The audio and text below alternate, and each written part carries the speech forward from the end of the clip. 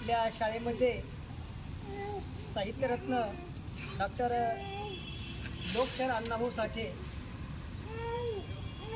यांची 105वी जयंती आपण खूप मोठ्या आनंदात साजरी करत आहोत.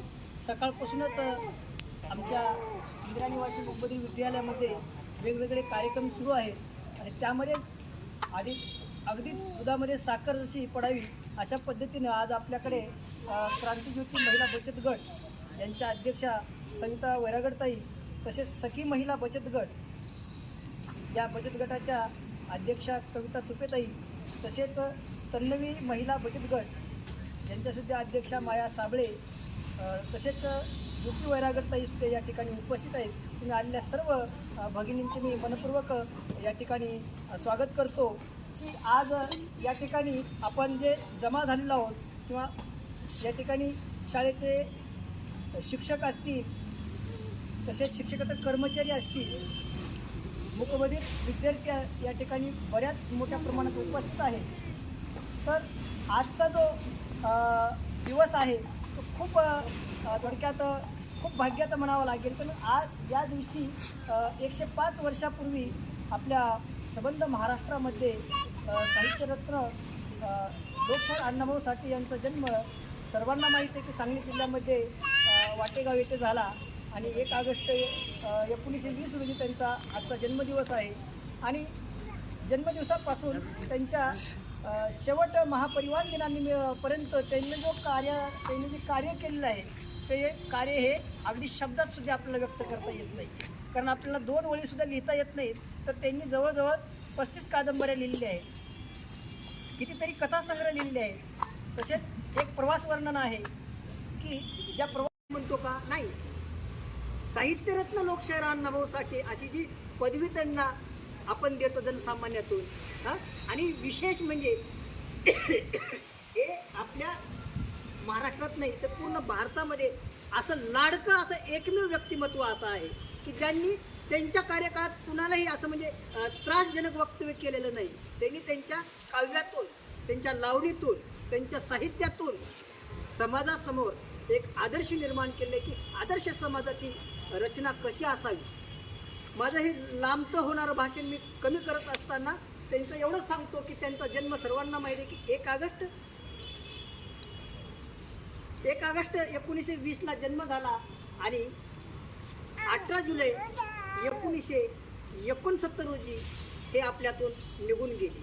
आपण लोकशाहीर अण्णाभाऊ साठेचा विचारधारा तुमच्यासमोर मांडली. तसेच लोकमान्य एक लोकशाहीर आहेत, एक लोकमान्य आहेत.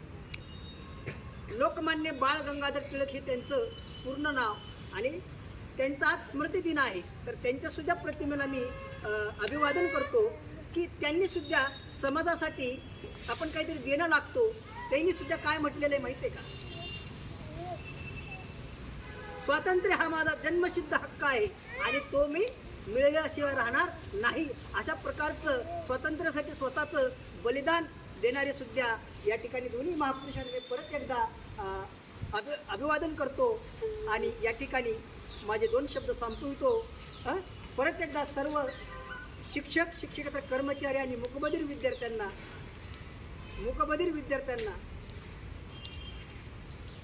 आजच्या दिवसाच्या खूप खूप शुभेच्छा देतो आणि या ठिकाणी थांबतो. जय हिंद, जय महाराष्ट्र.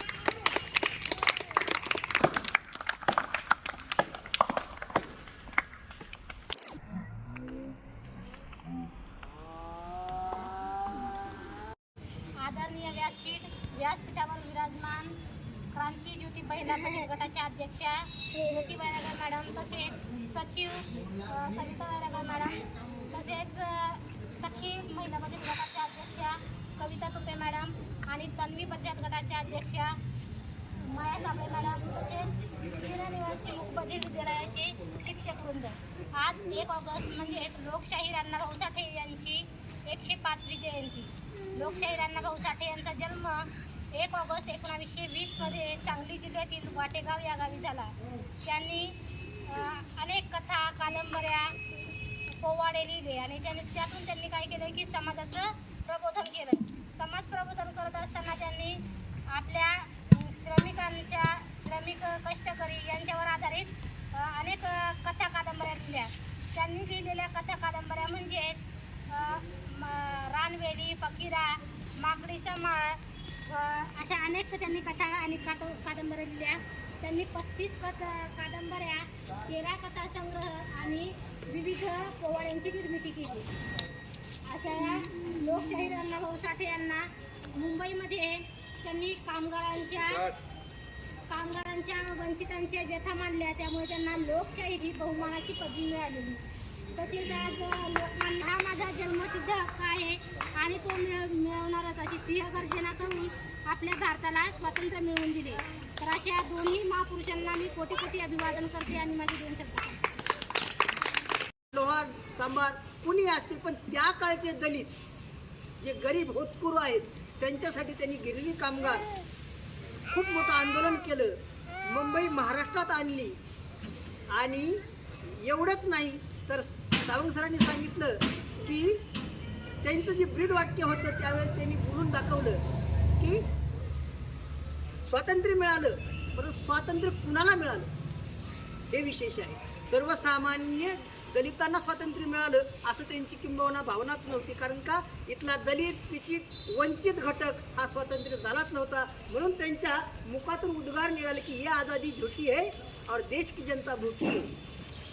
त्यानंतर त्यांनी सांगितलं की धर्माचा एवढा पगडा आपल्या पूर्ण देशावरती आहे, तर त्यांनी सांगितलं की आपल्याला सांगण्यात आलेलं आहे की ही पृथ्वी जी आहे ना ती शेषाच्या मस्तकावरती आहे. पण वैज्ञानिक दृष्टिकोन पाहता, वैज्ञानाच्या दृष्टिकोनातून त्यांना असं वाटलं की